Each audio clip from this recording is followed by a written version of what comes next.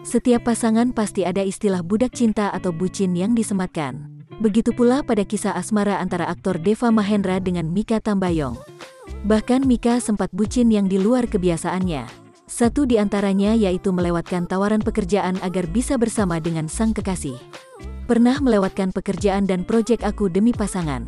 Dulu sih, sekarang udah enggak, katanya pada kanal YouTube Mrs. Ayu Dewi, dikutip Tribun News, Selasa, tanggal 6 Juli tahun 2021.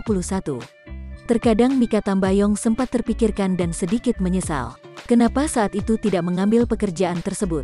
Padahal tidak ada masalah dengan hubungannya jika ia tetap melakukan pekerjaan yang ditawarkan. Namun, di sisi lain sampai saat ini Mikha mengaku kerap menghampiri sang kekasih di lokasi syuting.